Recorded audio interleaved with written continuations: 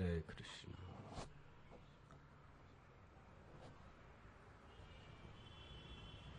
I hope and pray that everyone is all right. Please excuse whatever mistakes or offenses we may have made unto all of you. Today, I was asked to speak something on the life of Srila Rupa Goswami.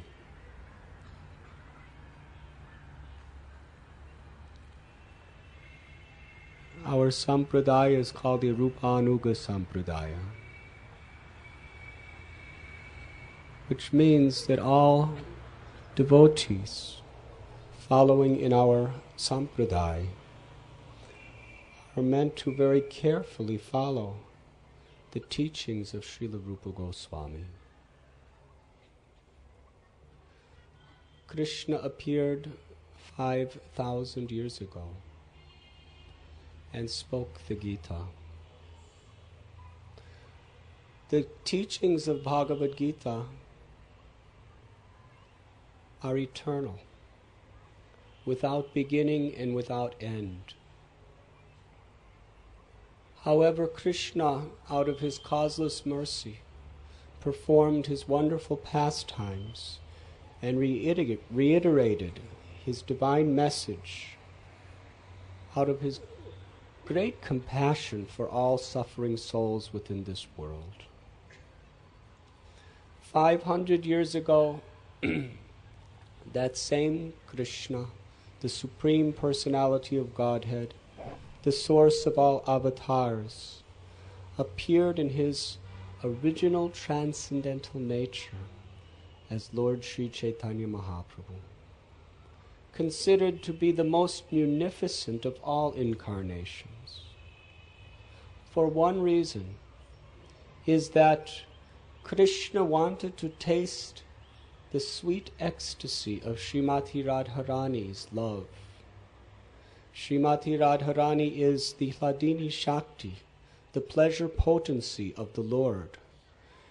It is from her alone that Krishna derives all of his transcendental pleasure.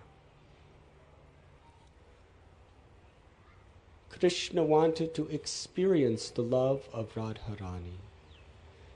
So he appeared with the complexion and the mood of devotion of Sri Radharani. And that is Lord Sri Krishna Chaitanya Mahaprabhu. He wanted to give that same love to everyone and anyone without discrimination through the propagation of the Yuga Dharma, the congregational chanting of the holy names of Krishna. Hare Krishna, Hare Krishna, Krishna Krishna, Hare Hare. Lord Chaitanya only personally wrote 8 verses that we know of today, Shikshastakam. However, he personally entrusted and empowered Srila Rupa Goswami to very, very carefully propagate through the writing of transcendental literatures the very basis of the teachings of Lord Chaitanya. Srila Rupa Goswami's writings and his examples is the inspiring force behind our whole sampradaya. And therefore His Divine Grace A.C. Bhaktivedanta Swami Prabhupada, before pursuing the fulfillment of his Guru Maharaj, Srila Bhakti Siddhanta Saraswati Thakur's mission of spreading the teachings of Lord Chaitanya all over the world in the English language, he went to live in the Radha Damodar temple, to be right beside the Samadhi Mandir of Srila Rupa Goswami. In Vaishnava culture, we understand that the personality is within his samadhi with a very forceful presence even after his disappearance. And by praying and worshipping the great Acharyas at their samadhis, we can be fully confident that they hear our prayers and bestow their blessings upon us if we are sincere. Srila Prabhupada would every day pray at the lotus feet of Srila Rupa Goswami at his Samadhi Mandir in Vrindavan to give him the necessary potency to perform this extraordinary service of spreading Krishna consciousness all over the world. As Lord Sri Chaitanya Mahaprabhu instructed Srila Rupa Goswami and told him to take those instructions and put them in book form and practice them in his life, Srila Prabhupada began his writing of Srimad Bhagavatam just at the lotus feet of Srila Rupa Goswami. How important the blessings of Srila Rupa Goswami are to each and every one of us. How to describe the glorious life of such a transcendental personality who has descended from the spiritual world. I am quite ashamed to even make such an attempt. But at the request of the Vaishnavas, I beg your permission to try according to my small capacity. We are all insignificant. To describe the Lord's and His devotees' glories for someone so small as myself is like a bird trying to reach the limits of the sky. How far can we go? What justice can we do? However, for our own purification, we will make some attempt. In the Adi Leela of Sri Chaitanya Charitamrita, Srila Krishna Das Kaviraj Goswami explains that on the western side of the tree of Lord Sri Chaitanya Mahaprabhu, the 43rd, 44th, and 45th branches were Srila Sanatana Goswami, Srila Rupa Goswami, and Anupam. And they are the best of all. Srila Jiva Goswami explains the genealogical history of his family. Srila Rupa Goswami was born in the Saraswat Brahmin community in Karnataka from the Bharadraj Gotra, the family line of the great Rishi Bharadraj Muni. In the 12th century Shakabda era, there was a great king of Karnataka. His name was Sarvagya Jagat Guru. He was a Yajurvedi, great scholar of the Vedas. He was Brahmin, and he had so much influence and power that even all the other kings would honor him and respect him. He had a son named Aniruddhadev. Aniruddhadev, it is said, he had the spirit of Indra, and he had the fame of Chandra, the god of the moon. He was a great devotee and a great scholar of the Vedic literatures.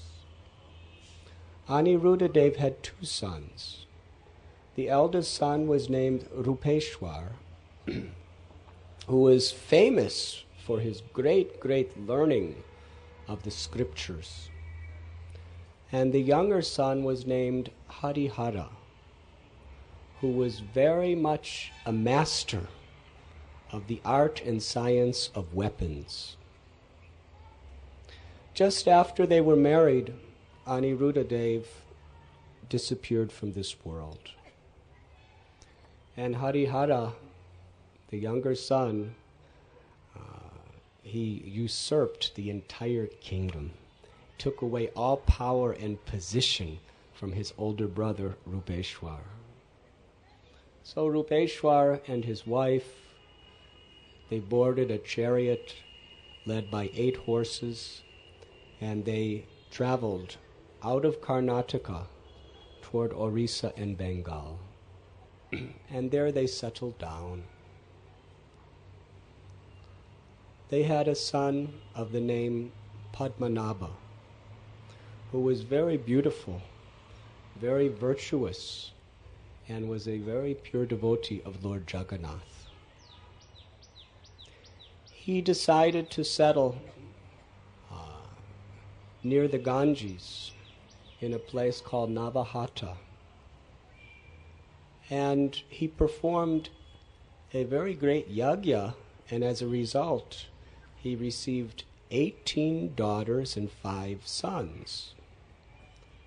The youngest of the sons was named Mukunda Dev.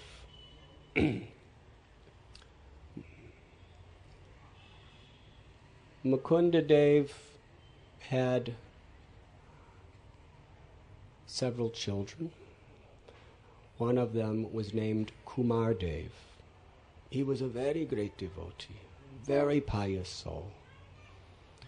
Kumar Dev had some family problems, so he moved to Bangladesh, to a place called Bakla Chandradweep, I believe.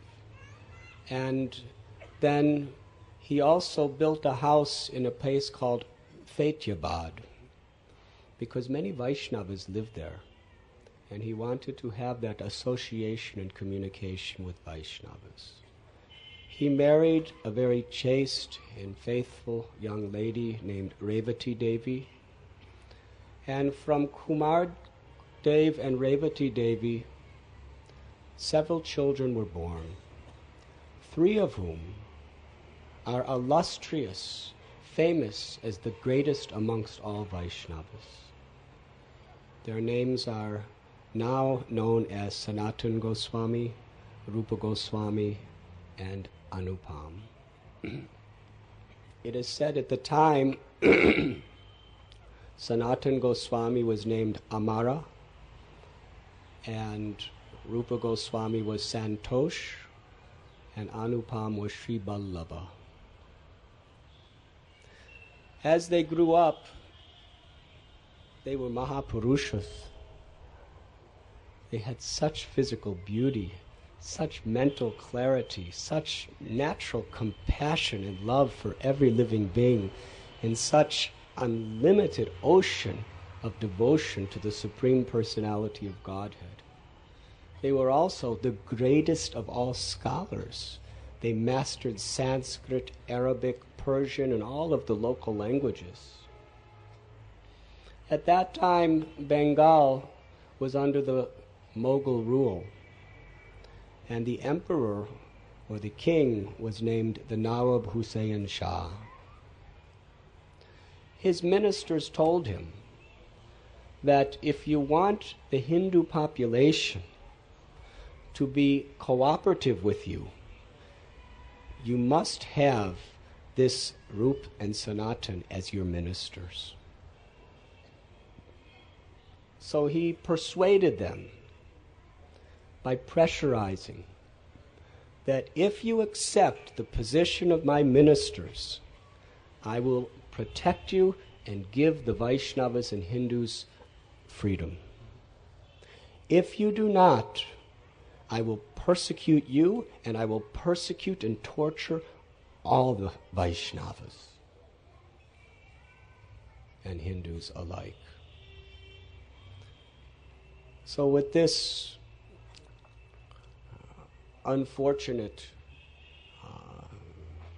burden upon their hearts, Sanatana and Rupa and Sri Vallabha decided that out of compassion they must serve the king. They were such incredible ministers. He made Sanatana Goswami the prime minister of all of Bengal, and Rupa Goswami the home minister.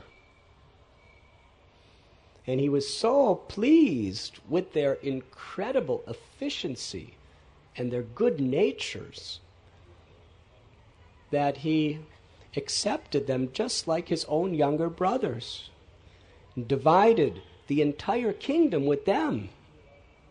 He gave them tremendous amount of wealth. They settled in a place called Ramakeli. And there they had constructed beautiful, beautiful, opulent palaces. They had so much money, treasures. But they always felt so ashamed and contaminated that they were doing this service. They were always in deep, deep separation from Krishna and Vrindavan. They did not know what to do. They heard that Lord Sri Chaitanya Mahaprabhu had appeared. And in their heart of hearts, they understood he was Krishna himself. They wrote letters, several letters to him, asking, "We want to surrender our lives to your mission. What should we do?"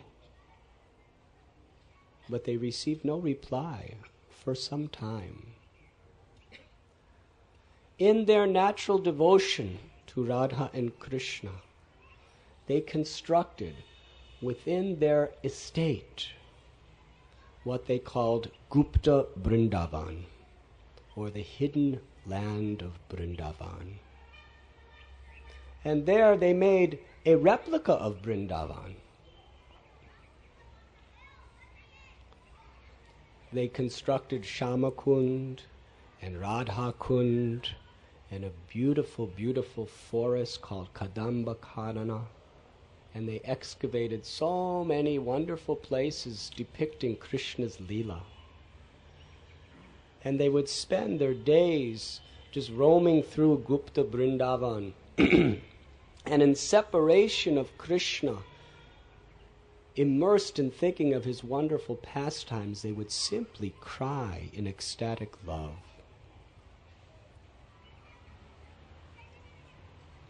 They also installed a beautiful deity of the name Madan Mohan. And day and night they were immersed in thinking of Madan Mohan and worshipping him with great love and devotion.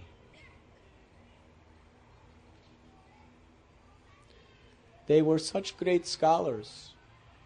They built an assembly house, and in their court of that assembly house, they would invite Vaishnavas and great scholars of the Vedas from all over the country.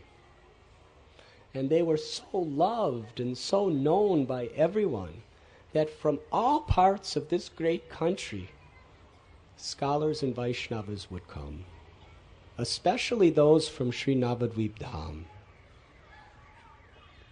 When they would come, Rup and Sanatan and Anupam, how they would greet them. It is described when they were sitting in the court with all of these professors, they looked like Indra in the heavenly planets. They had such opulence and such beauty, and so many people gathered around them, honoring them and respecting them. Yet they were so humble. Just by smiling at people, they would completely capture their hearts. Whoever came in contact with Rupa and Sanatan, they loved them more dear than their own life. And even though they were so wealthy, with such high positions, they did not have even one grain of pride within their hearts. They would get off their seats and they would very humbly honor and worship with the most intimate hospitality any guest, whoever they were, whatever their status may have been, who came into their court. They would arrange nice facilities for them and houses for them on the banks of the Ganges. They spent so much of their money just to serve the devotees. And how much their minds were fixed just on humbly serving.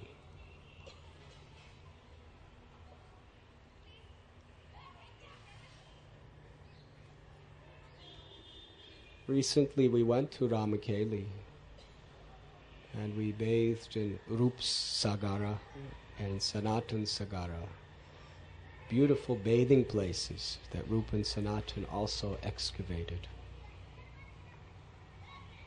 In this way they were living, and Sanatan Goswami and Rupa Goswami accepted as their spiritual guide Sarvananda Vidya Vachaspati, who was the brother of Srila Sarvabhauma Bhattacharya, and a very, very pure, unalloyed devotee of Sri Chaitanya Mahaprabhu. Vidya Vachaspati would regularly come to Ramakeli to give instructions to Rup and Sanatan and Sri Vallabha Anupam. Lord Sri Chaitanya Mahaprabhu, during his first, or actually second attempt to visit Vrindavan, he decided to take a route which was not at all on the way, specifically because he wanted to give his mercy to Rupa and Sanatan Goswamis. As Lord Chaitanya Mahaprabhu was traveling from Kuliagram in Navadvip toward Ramakeli, hundreds and thousands of people were following behind him. Wherever he would go, he would induce everyone to raise their arms very high and very loudly chant the holy names of Lord Krishna.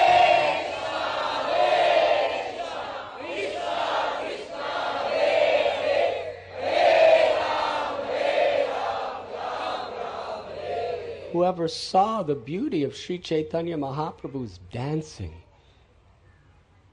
and whoever accepted his mercy in the form of the Hare Krishna Maha Mantra, their hearts would swell with uncontrollable ecstatic love for Krishna. When he came to Ramkeli, there were so big crowds of people around him, all chanting and dancing. Ramkeli was the capital city of the Nawab Hussain Shah, who did not bother the Hindus as long as they did not publicly enact any of their religious ceremonies. Otherwise, he was so cruel that if a person of a higher caste even touched his shadow, or even touched the wind that had touched him, they would jump in the Ganges to become purified.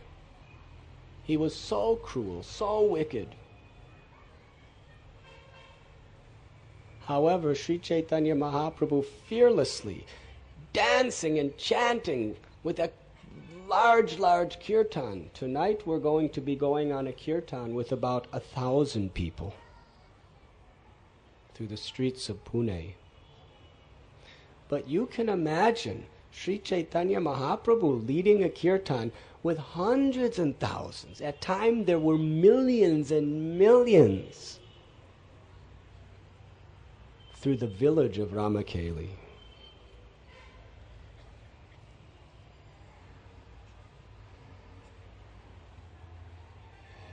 And the Nawab Hussain Shah heard something was happening. And one policeman came to him. The policeman, he said to the Nawab that someone has come to our kingdom. He's so beautiful. He has a complexion like resplendent gold. He has beautiful eyes like lotus petals. His neck is like that of a lion. His chest like an elephant. His limbs like an elephant. He has a very thin waist. And his eyebrows are like the bows of Kandharpa. And by his mere glance, he is intoxicating people with love of God. How he dances. He's constantly crying. I do not know how many rivers are flowing from his beautiful eyes.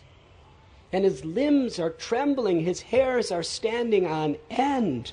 And sometimes he shouts so loud, it sounds like thunder.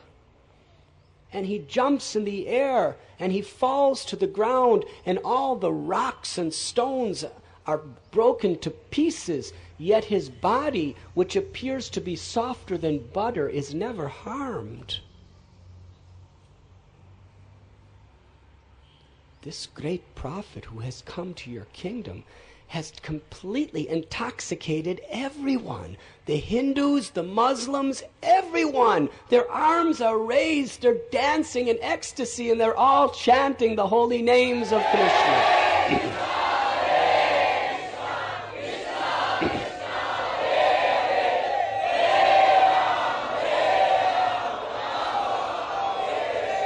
I have seen many sannyasis and many babas and many saintly persons of so many different religions, but no one who has the power, the beauty, and the influence of this person's love. I think that we are very fortunate that he has come. So the king decided to consult with Keshava Khan. He said, I heard that a sannyasi has come to our kingdom. Do you know anything about him? Keshava Khan replied, actually, he's just a beggar. People are exaggerating his glories. He's just roaming from here to there, begging for some alms, and a few people may be following him, but he's a very ordinary person.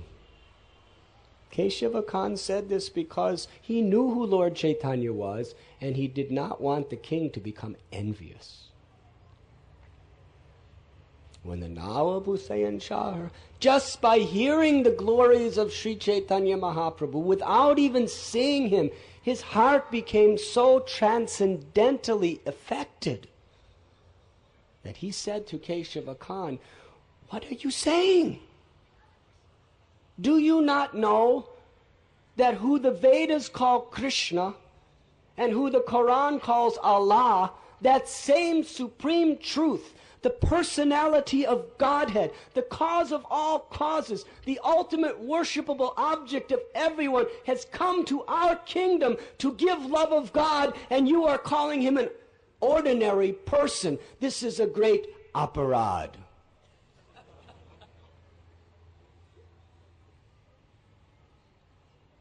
On this day, I proclaim a law that this sannyasi, this great prophet,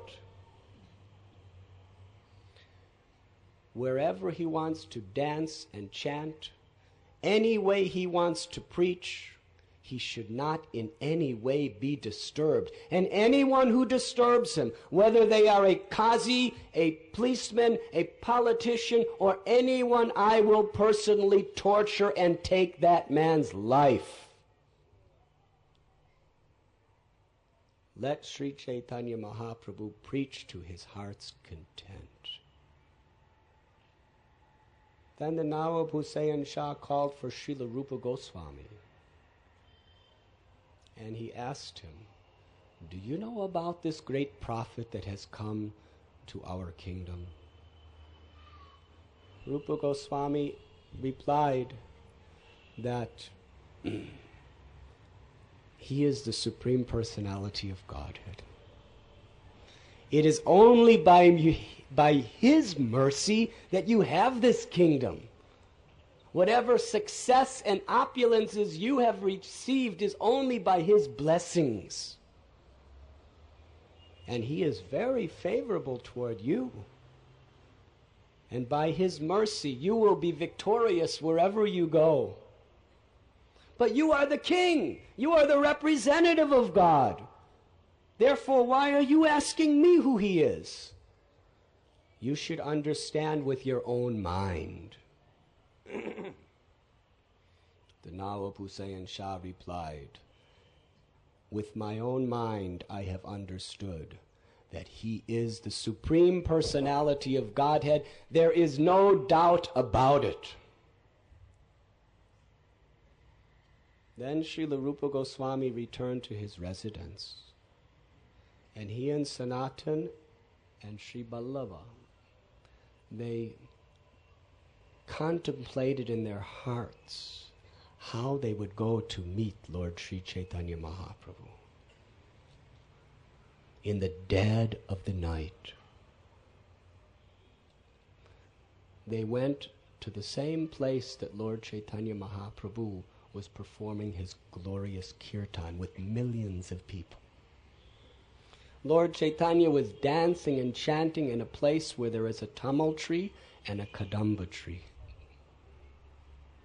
And there millions of people were singing and dancing in ecstasy for days and days. But the devotees, they were thinking that this is not safe, because the Nawab Hussain Shah at any moment could change his mind, and he's very cruel. He has heard good things about the Lord, but if he hears bad things, it is not good. So they sent a messenger to Lord Chaitanya. Please, there is no need for you to stay in the town of the king. But Lord Chaitanya, when he would do kirtan, he was so absorbed in the holy name that he would not speak to anyone. It did not matter what kind of emergency situation it may be. He did not even consider anything but Harinam. This was his absorption. This messenger was standing there with the message, waiting for a moment to speak to the Lord. He waited all day and all night and all day and all night. Finally, he had to go. And he told the message to Lord Chaitanya's intimate associates. And even they could not give him the message. Sri Gauranga Mahaprabhu was simply dancing in ecstatic love so beautifully with his arms raised, inducing all the millions of people of Ramakeli to chant the holy names of the Lord.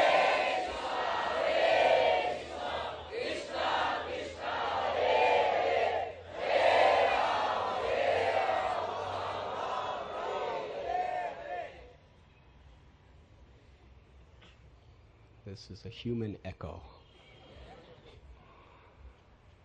In the spiritual world, everything is personal, even the echo.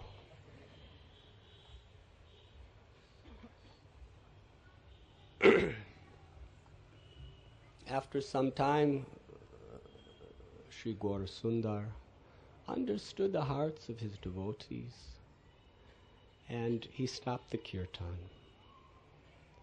and said, "Why are you afraid of this king?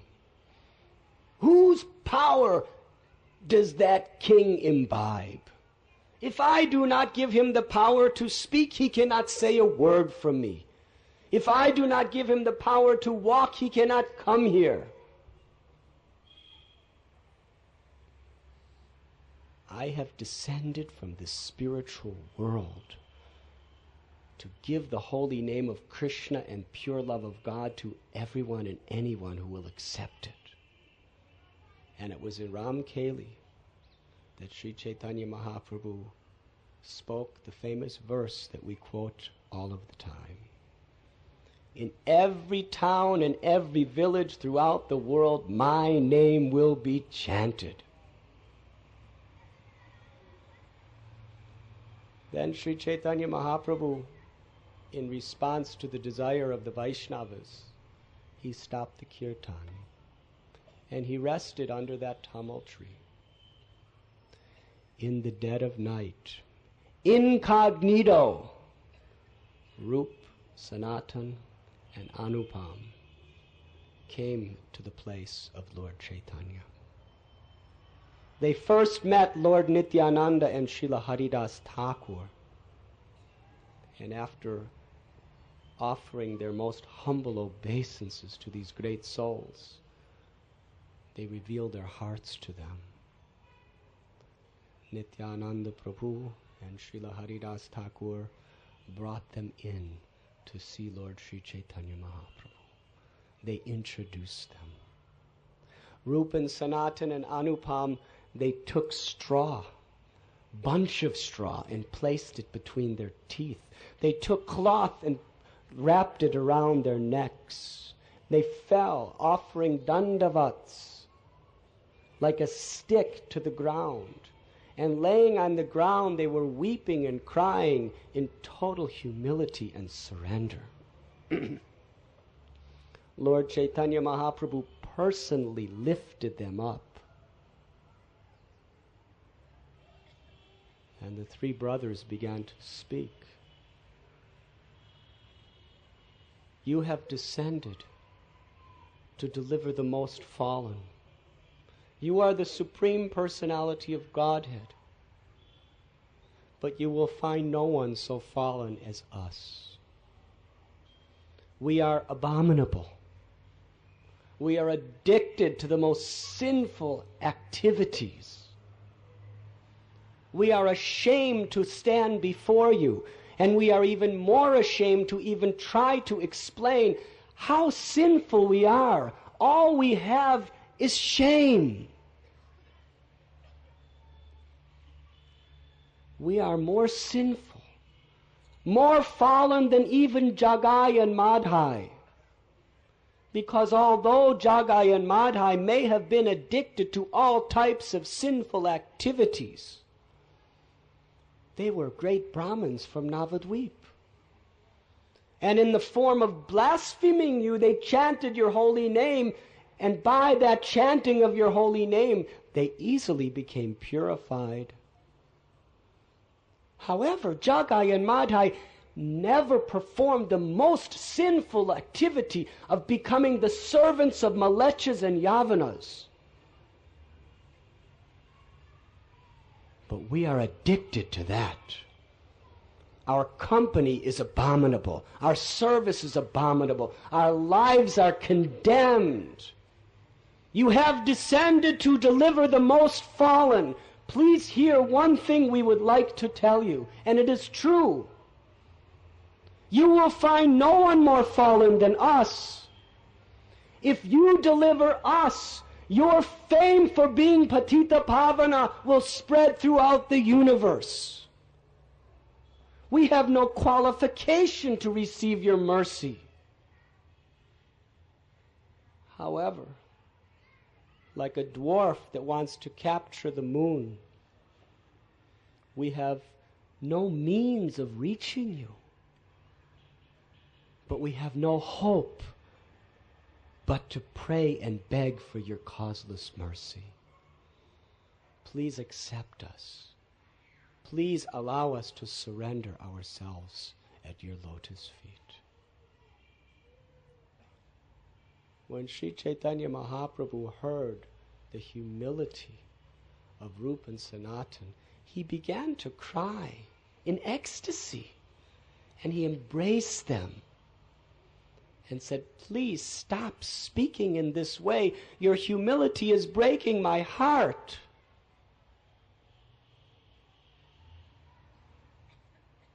Then Lord Chaitanya Mahaprabhu embraced them, and they placed his feet upon their heads.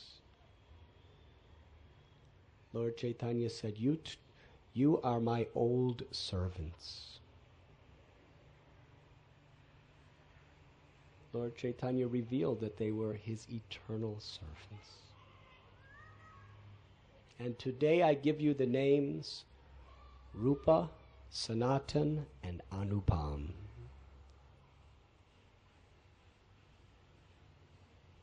Please know that Krishna has heard your prayers, and he will certainly deliver you.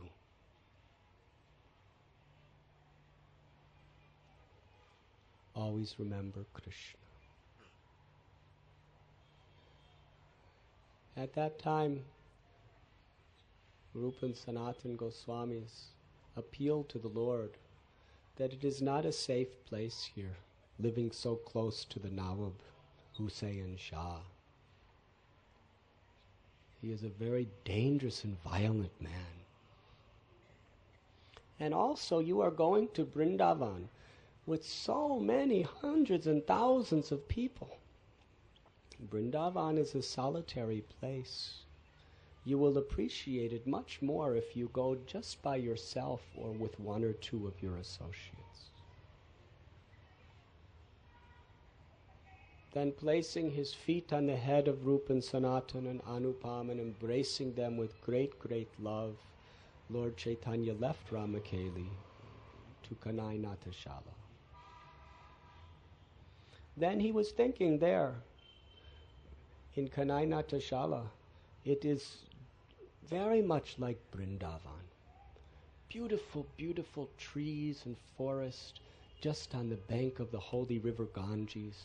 When Lord Chaitanya was in Kanai Natashala, he really was feeling the presence of Vrindavan, and he was experiencing such ecstasy of remembrance of the Leela of Radha and Krishna. However, all these hundreds and thousands of people, they were breaking the trees and making so much noise. Lord Chaitanya was thinking, what Sanatan and Rupa told me is correct.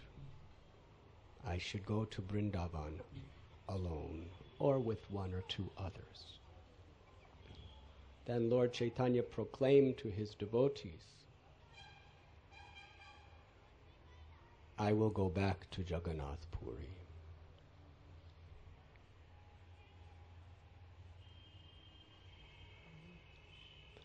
When Lord Chaitanya met with Rupa and Sanatan Goswamis in Ramkeli, Nityananda Prabhu was there, Haridas Thakur was there, Srivas Pandit was there, Gadadhar Pandit, Vakreshwar Pandit, Murari Gupta, and Rupa and Sanatan, on the order of Lord Chaitanya, fell at the feet of all of these devotees, and all of them embraced them and blessed them.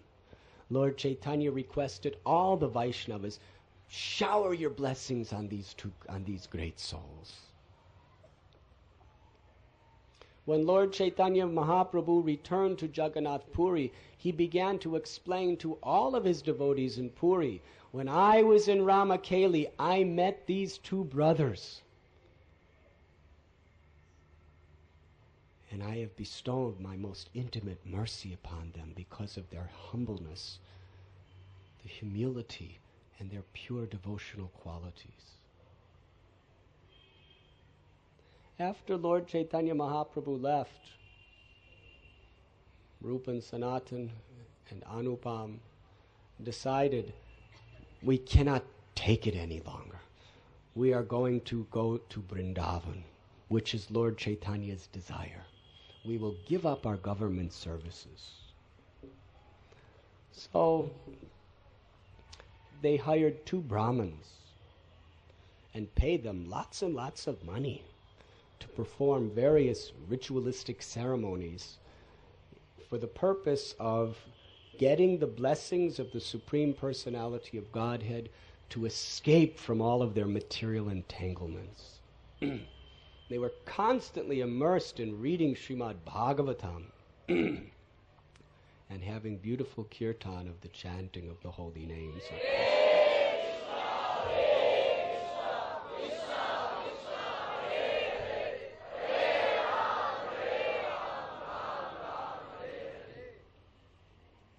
Rupa Goswami took all of the treasures of his wealth and loaded them into boats. And he and his younger brother Anupam left to their ancestral home in Faityabad. And there they distributed their wealth. And Srila Prabhupada explains the way they distributed their wealth is the exemplary process by which grihastas should also distribute their wealth. They gave 50% to the Brahmins and the Vaishnavas to help them in their service of preaching Krishna consciousness. Then they gave 25% to their family members and other relatives for their maintenance, and 25% he kept with a Brahmin emergency. Then he took 10,000 gold coins and gave it to a Bengali grocer to help Sanatan Goswami if he required. Rupa Goswami and Anupam sent 2 messengers to Jagannath Puri because they heard that Lord Chaitanya was going on another trip to Vrindavan. They wanted to join him. These messengers went to Jagannath Puri to find out what was Lord Chaitanya's plan. And the messengers came back and said, Chaitanya Mahaprabhu has already left for Vrindavan. Rupa Goswami and Anupam immediately decided to go.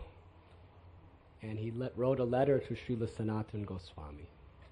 Sanatan Goswami, being the Prime Minister, he felt very much obliged to stay for some time. The Nawab Hussain Shah had so much love and affection to Sanatan Goswami. The Goswamis, they were dear even to the gentle and the ruffians.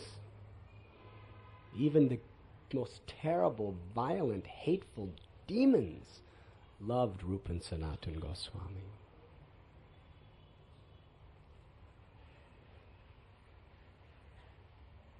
Rupa Goswami sent a letter and said, Chaitanya Mahaprabhu has gone to Vrindavan. He has already left.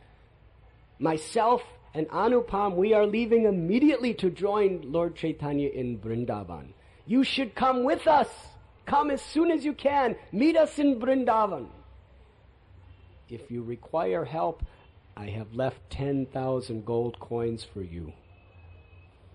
Meanwhile, Sanatan Goswami, he stopped going to his service and would just stay home reading and chanting Srimad Bhagavatam all day with so many great devotees.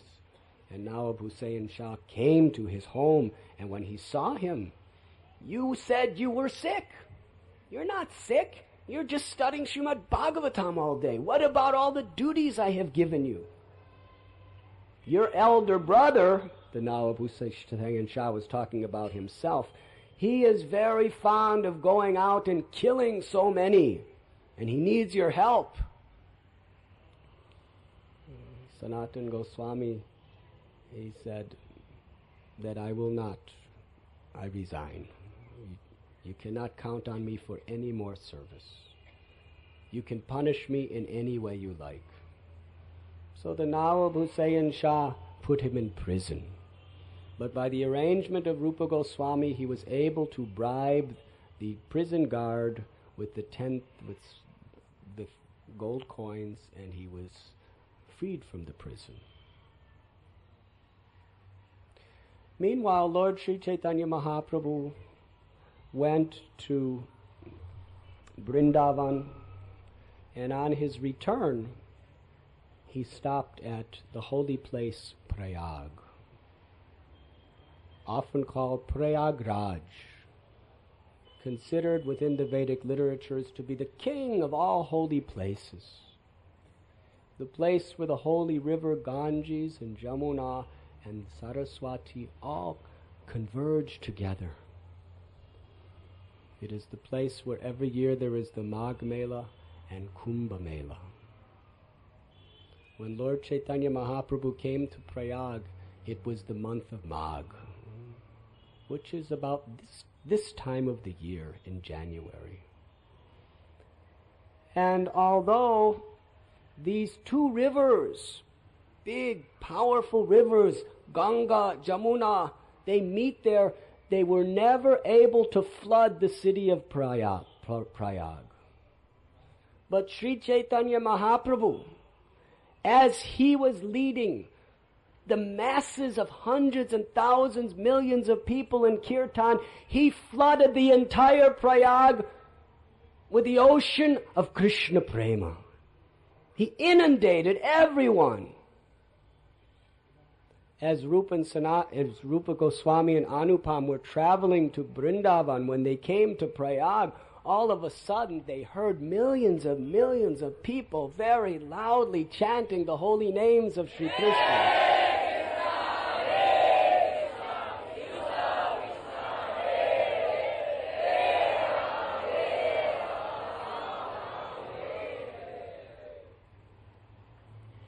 They went to the temple of Veni Madhava. That temple is still there today. Beautiful deity. And at that temple, before the beautiful darshan of Sri Veni Madhava, Sri Gauranga Mahaprabhu, with his beautiful golden form, arms extending below his knees, was dancing in ecstatic love, weeping and crying and calling out to everyone, please chant the holy names of Krishna.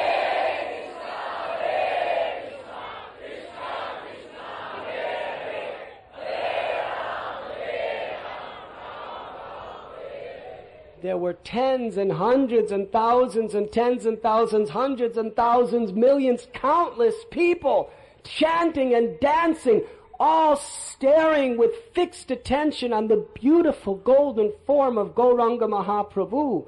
Some were crying, some were rolling on the ground, some were jumping, some were offering obeisances to each other. Chaitanya Mahaprabhu inundated everyone in Krishna Prema. Rupa Goswami and Anupam, from a distant place, they offered their prostrated obeisances to the Lord. After some time, one Deccan Brahmin approached Lord Chaitanya and invited him to his house for prasad. Lord Chaitanya ended the kirtan, went to this Brahmin's house, and there he sat in a secluded place. Srila Rupa Goswami and Srila Anupam, they came and they saw him there, all alone. From a little distance, they put clumps of straw in their teeth and bowed down to offer their obeisances. When Lord Sri Chaitanya Mahaprabhu saw them, he called them, please come, Rupa Goswami, please come, Anupam. And again he embraced them and placed his lotus feet on their heads. He asked Rupa Goswami, where is your brother, Sanatan? Tell me about him. Rupa Goswami replied that he has been arrested. Now he is in the prison of the Nawab Hussain Shah. If you give him your blessings, then only will he be rescued. Lord Chaitanya said, he has already been free from his prison by the mercy of Lord Krishna, and soon you will meet him again.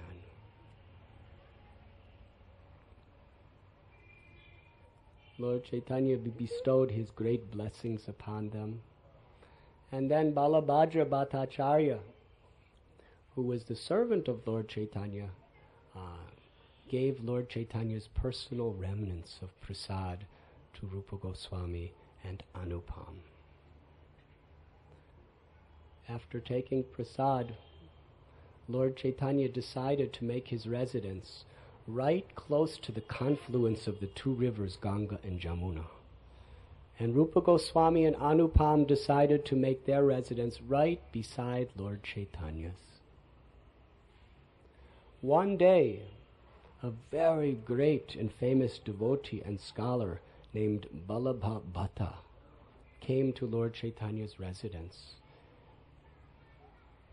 And understanding Lord Chaitanya's very supremely exalted position, he worshipped Lord Chaitanya and invited him to come to his home, a village called Adaila, across on the other bank of the river Jamuna.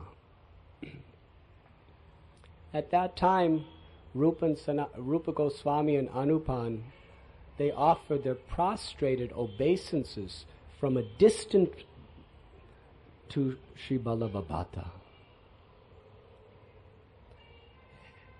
And when Balabhabhata saw them, he went to greet them, but they started to run away.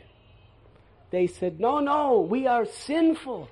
We are most condemned. We are the most fallen and contaminated. You should not touch us."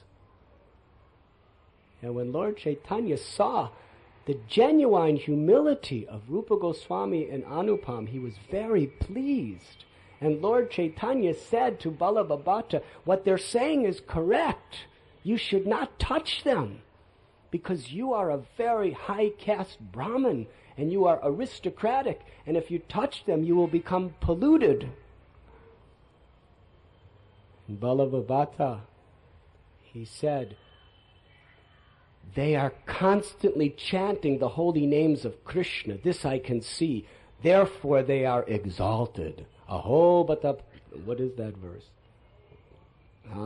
Even one who is born in the lowest family of Chandalas, if that person is chanting the holy names of Lord Krishna, he is better than Brahman. He can become guru and he can deliver the whole universe. But one born in Brahman family who is not chanting the holy names of the Lord cannot even deliver himself. In so many ways, Balabhabhata began to glorify Rup and Anupam upon seeing their incredible humility and devotion. Then they decided to go to Adaila, the place of the home of Balabhatacharya. And they went on a boat, and they started going across the Jamuna. On the boat was Balabhadra Bhattacharya, Srila Rupa Goswami, Srila Anupam. When Sri Chaitanya Mahaprabhu saw the beautiful dark water of the holy river Jamuna, he immediately became intoxicated in the thoughts of Radha and Krishna, and he just made such a tumultuous sound. He began to just cry out. Then he jumped into the river and fell unconscious. There was a great commotion. All of the devotees on the boat, they somehow or other jumped in the river and dragged him back and put him back on the boat. Then Lord Chaitanya came to consciousness, and upon seeing the beautiful waters of the Jamuna, liquid nectar of bhakti, Chaitanya Mahaprabhu began to chant the holy names, raising his arms very high and dancing in ecstasy. When Mahaprabhu would dance, he could sometimes, in his ecstatic love, be lighter than a cotton swab, and sometimes each of his feet, when they would touch the ground, would be heavier than the universe. As Sri Chaitanya Mahaprabhu was dancing and dancing and dancing, this little boat, it started rocking back and forth and back and forth, and as it was rocking, more and more water was filling the boat. The boat was practically filled with water, and it was on the verge of sinking, and the devotees didn't know what to do. Finally, Lord Sri Chaitanya Mahaprabhu, out of his causeless mercy, he stopped dancing. He restrained himself. And just before the boat sank, it reached the shore.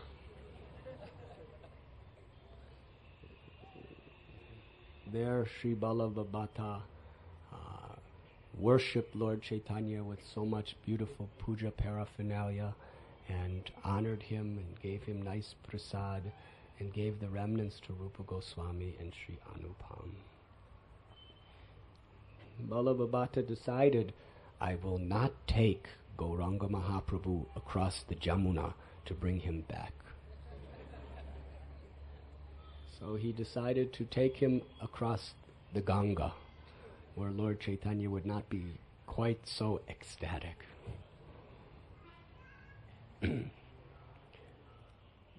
At the confluence of Prayag, because it was the month of Magh, many people were there. It was very crowded. So Sri Chaitanya Mahaprabhu took Srila Rupa Goswami and Anupam to a secluded place, Dashashwamedha Ghat. There in Dashashwamedha Ghat, Sri Chaitanya Mahaprabhu sat down with Srila Rupa Goswami and decided to impart the essence of all transcendental knowledge into his heart. But before speaking, Srila Krishnadas Kaviraj Goswami explains that Lord Sri Chaitanya Mahaprabhu personally entered into the heart of Srila Rupa Goswami to give him the power to fully understand and realize everything he was about to say.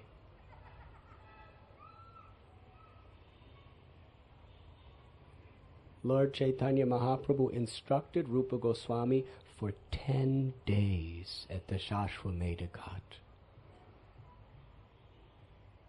He said, my dear Srila Rupa Goswami,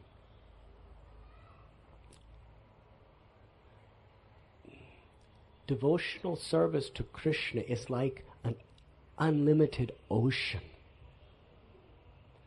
And I am going to make an attempt to describe to you a portion of one drop from that ocean of bhakti.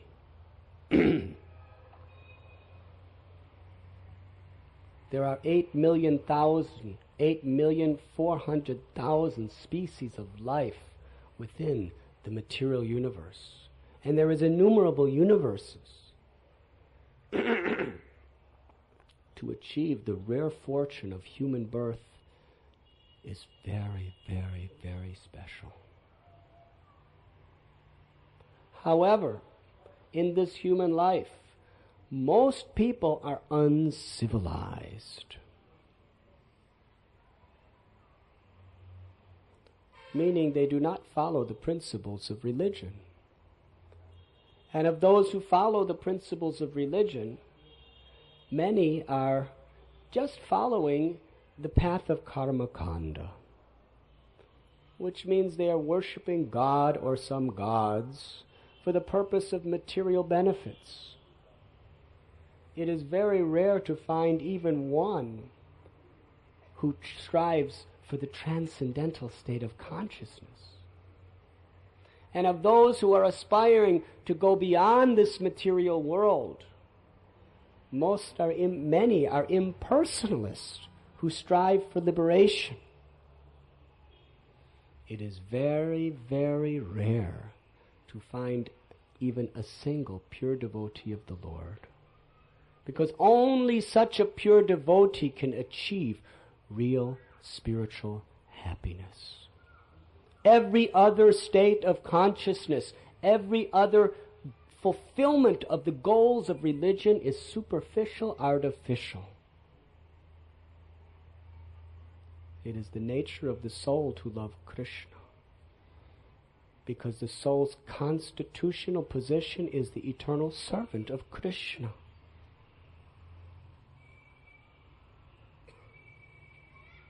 After revolving through so many universes and through so many species of life, when one gets the mercy of Krishna and is most fortunate, he meets or she meets a bona fide spiritual master. And through the mercy of the spiritual master, the Bhakti Lata Bij, the seed of devotion, is planted within one's heart. One must be very careful to protect and nourish that seed. We must nourish the seed by watering it through the process of hearing the glories of the Lord, the pastimes and the teachings of the Lord and His devotees, and by constantly chanting the holy names of Krishna.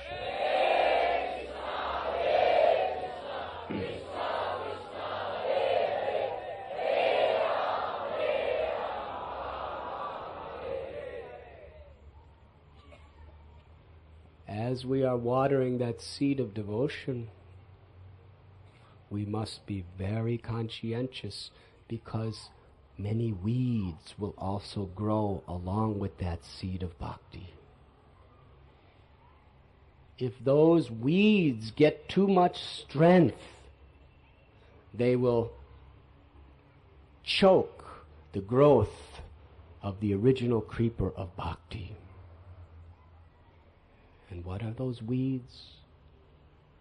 Desire for profit, desire for adoration, false pride, lust, envy, anger, greed.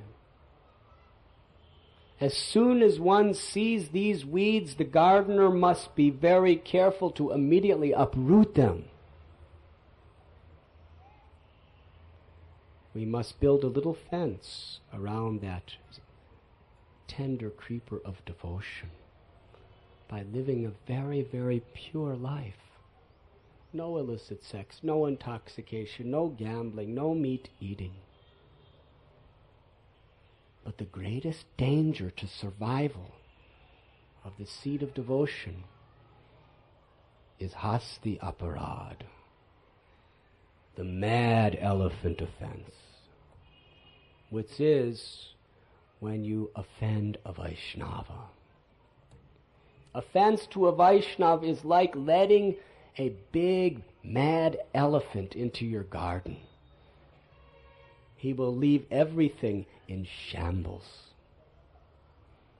Therefore, as we are watering the seed of devotion through hearing and chanting and engaging in the 9 processes of devotional service, we must be very careful to always honor and respect devotees, never offend them. And as this seed grows through the chanting of the holy name and service to the Vaishnavas, that seed pierces through all the layers of material existence, goes beyond this earth, beyond all the heavenly planets, beyond Brahmaloka, beyond the Viraja, which is the border between the spiritual and material worlds. Then it enters into the spiritual sky, the Brahma Jyoti.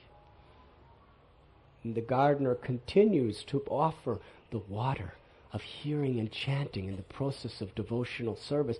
The seed grows up to the Vaikuntha planets, beyond all the Vaikuntha planets to Goloka Vrindavan, the topmost of all attainments in spiritual life. And there that creeper approaches the beautiful lotus feet of Lord Krishna and then bears fruit. And that fruit is Krishna Prema, pure, unmotivated, uninterrupted love for the Supreme Lord Sri Krishna. When Krishna accepts that fruit, then the gardener drinks the ambrosial juice and is eternally satisfied. Lord Chaitanya Mahaprabhu began to explain to Srila Rupa Goswami in great detail the science of devotional service. The difference between the Aishwarya Bhav of Vaikuntha and the Madhurya Bhav of Goloka Vrindavan. The superior position of Krishna over all other manifestations of Godhead.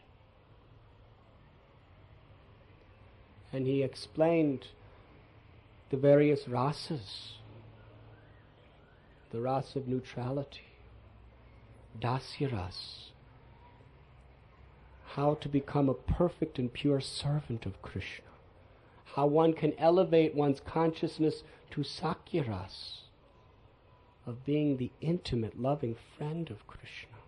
And elevated above that is vatsalya ras, where you love Krishna just like a parent loves its child in ecstatic love.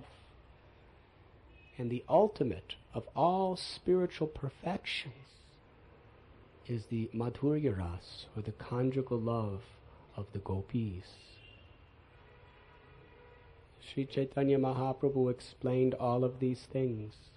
And then he told Srila Rupa Goswami, now I want you to expand them. Write literatures. I want you to go to Vrindavan. Then he embraced Rupa Goswami and bathed him with his own tears. The next morning, Sri Chaitanya Mahaprabhu decided to go to Varanasi. And Rupa Goswami began to follow him.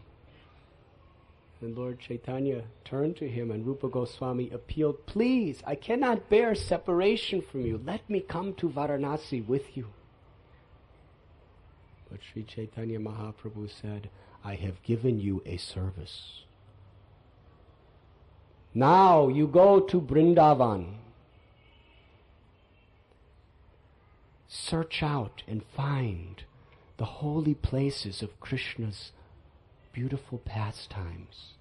Excavate those holy places and make Vrindavan a holy place of pilgrimage. Construct temples with beautiful deity worship.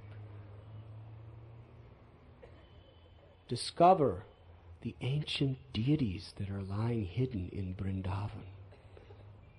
Install them in your temples and teach the world the Vrindavan way of worship. Write transcendental literatures with the knowledge I have given you. Extract the essence of pure unalloyed devotion from all the various Vedic scriptures and expand the cult of pure unalloyed devotion of Vrindavan to the whole world. And by your own personal behavior and through your writings, establish the proper etiquette that Vaishnavas should live by. These 4 instructions Lord Chaitanya gave to Srila Rupa Goswami, and then he sent him to Vrindavan. Lord Sri Chaitanya Mahaprabhu, after giving this order to Rupa Goswami, he boarded on a boat which he was going to take to Varanasi. And as he was leaving on the boat, Srila Rupa Goswami, not able to even conceive of how he will live in separation from the Lord, he fell to the ground unconscious. The Deccan Brahmin somehow or other picked him up and brought him back to his house. And upon recovering, Srila Rupa Goswami and Anupan departed for Vrindavan. When they arrived in Vrindavan, they met an old friend. His name was Subudhi Rai. Subudhi Rai was a very powerful landowner in Bengal. And he was a very generous person, a very great devotee also. He had a servant. And one time, and he actually loved and cared for his servant just like his own son. One day, the servant on his order was excavating a lake, and he made a mistake. Servants often make mistakes. So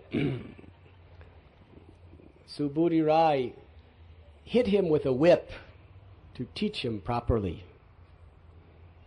And some scar was on his body. Later on, that servant became the Nawab, Husayn Khan. The Muslim emperor appointed him to be the king of all of Bengal.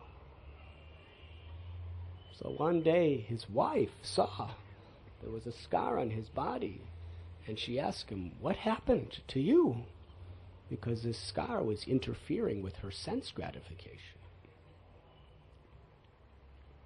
He explained, Subhuti Rai, he was my master, and he was so nice to me. He was like my father, but I made a bad mistake, so he punished me. The wife became very angry. "He must die. You must kill him." "I cannot kill him. I love him. He's like my..." "You must kill him. He's like my father. You must." What to do?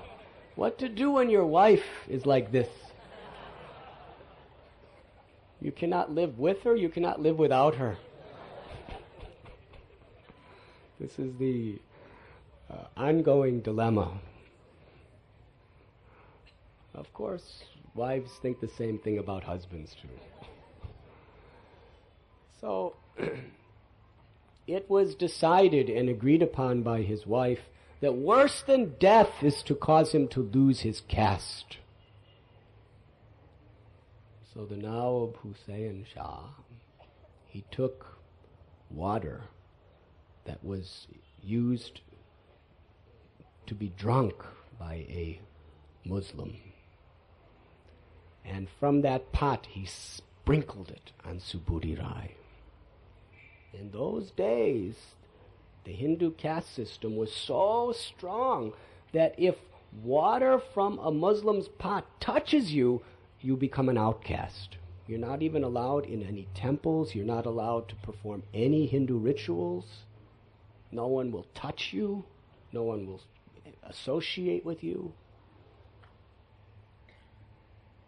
So he did not know what to do. He went to Varanasi, and there he approached many pundits and Brahmins, and he asked, "What should I do? Someone sprinkled water from a Muslim's pot on my head." So various Brahmins came together and began to do research. And they came to the conclusion, there's only one auspicious thing for you to do. You should drink burning hot ghee, and you will die. But because you die of drinking pure cow's ghee, you will take your next birth as a Hindu. Hare Krishna. So he asked some more Brahmins in Varanasi, and the others said, no, you don't have to drink hot ghee. So he was getting all different opinions. Everyone he asked was giving different opinions. But while Lord Sri Chaitanya Mahaprabhu was in Varanasi, he approached Lord Chaitanya and told him the whole story. Lord Chaitanya said, "You just go to Vrindavan and always chant the holy names of Krishna."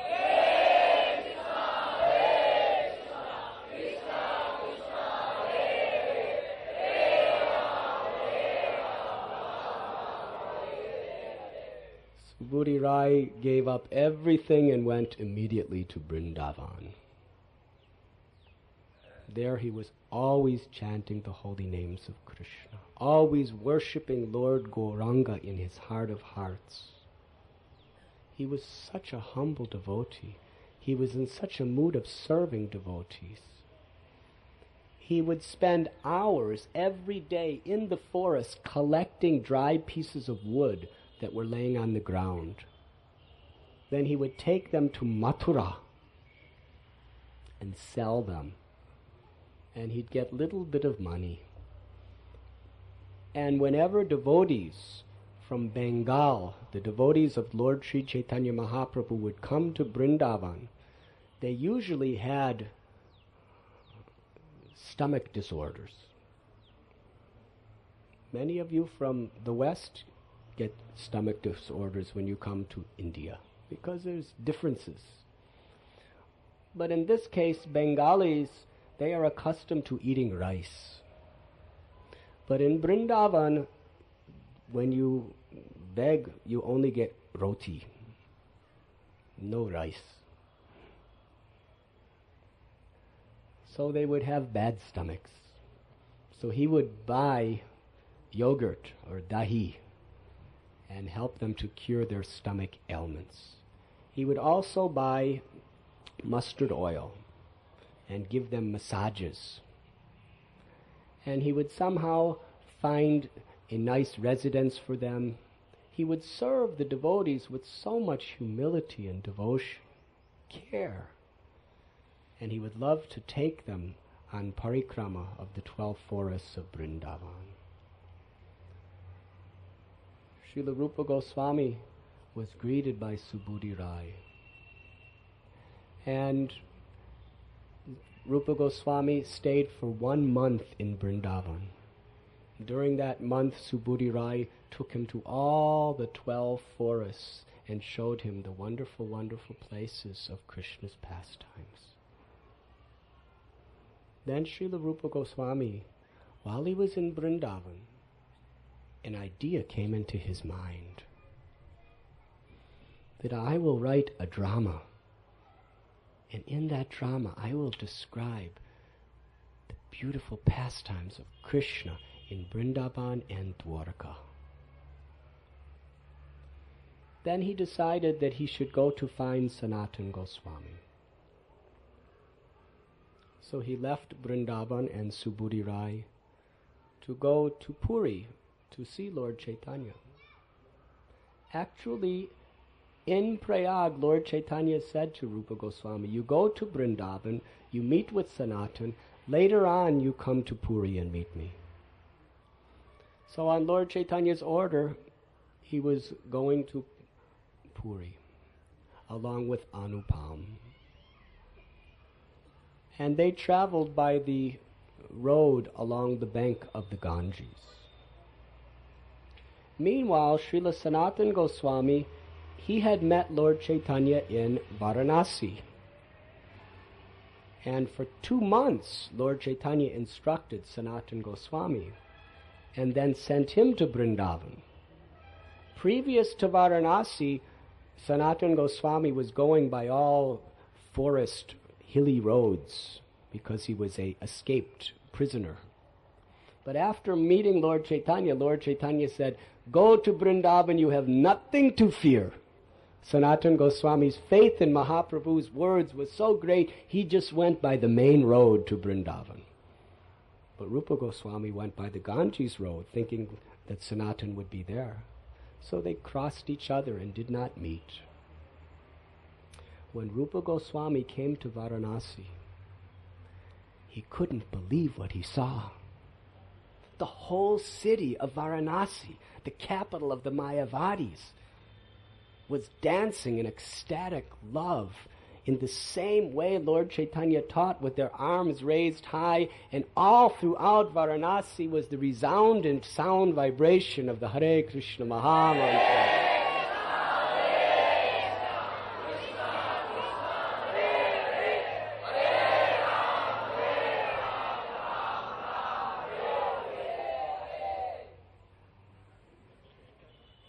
He stayed at the house of Chandrasekhar, who was one of the intimate associates of Lord Chaitanya in Varanasi.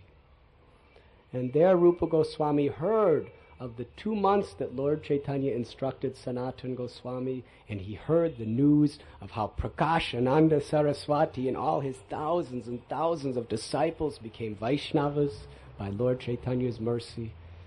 Rupa Goswami was filled with bliss. He stayed in Varanasi for 10 days. Then he traveled into Bengal. When he reached Bengal, his beloved brother Anupam passed from this world. Upon leaving his body, Srila Rupa Goswami performed all of the necessary rites and rituals for his brother Anupam, and this caused a delay in his travels. It was his desire to meet with the devotees of Bengal and travel to Puri with them. Because as you know, the devotees headed by Advaita Acharya, Srivas Thakur, Shivananda Sen, Murari Gupta, all these souls, they would come every year to Puri for the Chaturmasya for 4 months. So when Rupa Goswami went to their place, they had already left. So he went alone. When he came into Orissa, he came to a village called Satyabhamapur, and he took rest that night there. And as he was resting, a beautiful, beautiful goddess appeared in his dream and told him, "You should not write Krishna's Dwarka Leela and Vrindavan Leela in one play. You should divide it in 2 plays. And if you do this, your drama will be a great success by my blessings." Then Rupa Goswami woke up and he could understand that this is Satyabhama, one of the principal queens of Lord Krishna, who had instructed him. Lord Chaitanya, Srila Rupa Goswami came to Jagannath Puri. First he went to the Bhajan Kutir of Srila Haridas Thakur. Haridas Thakur had already heard the glories of Srila Rupa Goswami from Sri Chaitanya Mahaprabhu. He already had met him at Ramakeli, so they were already intimate, loving associates. Haridas Thakur and Rupa Goswami offered obeisances to each other and embraced in great, great love. Then Rupa Goswami asked, "Where is Lord Chaitanya?" And just after this question, Sri Chaitanya Mahaprabhu came to the residence of Haridas Thakur. In fact, Lord Chaitanya Mahaprabhu would go to Haridas Thakur's house every single day. There were 3 very great devotees, Haridas Thakur, Rupa Goswami, and Sanatan Goswami. Whenever Rupa and Sanatan would be in Puri, they would always stay at the home of Haridas Thakur under the Siddha Bakula tree. And because Haridas Thakur was born in a Malecha family, and Rupa and Sanatan were known as servants of a great king of Malechas, they considered themselves unqualified to enter into the temple of Jagannath.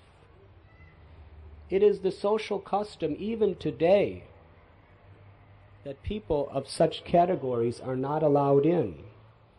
And Rup, Sanatan, and Haridas Thakur did not want to agitate the social customs. So they refused to enter into or even attempt to go into Jagannath's temple. But Lord Chaitanya gave them a place just next to the temple where they could see the chakra and worship that which is non-different than Jagannath himself. In April, when we take our yatra to Jagannath Puri, we will all have the good fortune of seeing these holy places and worshipping them.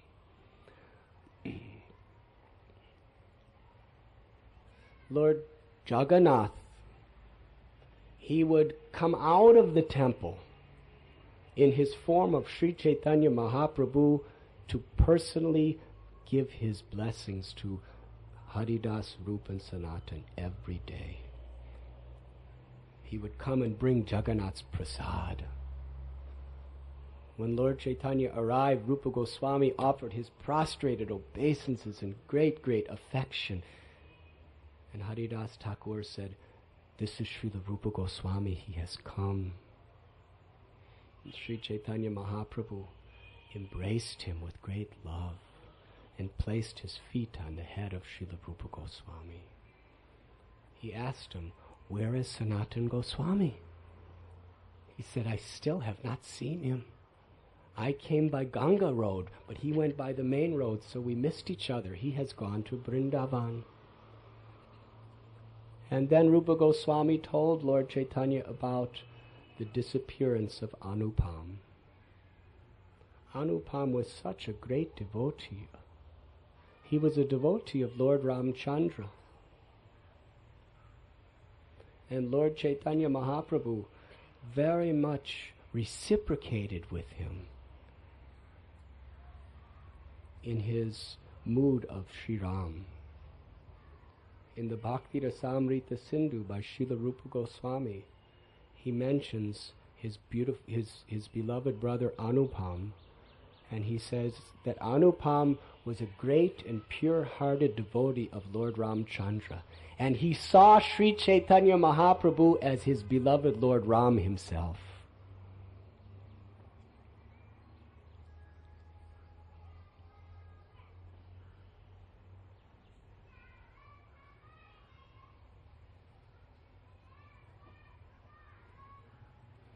After Lord Chaitanya blessed Rupa Goswami, he went to take his bath in the ocean.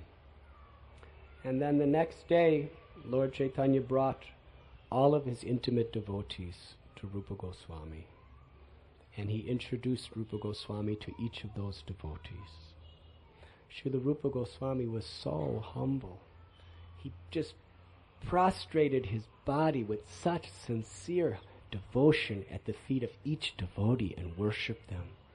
And each devotee their hearts melted so much by his humility, they just lifted him up and embraced him. Lord Chaitanya told Rupa Goswami, "Worship and take the dust of the feet of all these devotees." And then he told all the devotees, "Please give your blessings to Rupa Goswami. Bless him and empower him to spread the mission of pure bhakti all over the world." When the devotees saw how much mercy Lord Chaitanya was showing to Rupa Goswami, they were so blissful. A sincere devotee derives the greatest bliss in life when he sees or she sees another devotee getting the special mercy of Guru, Gauranga, and the Vaishnavas.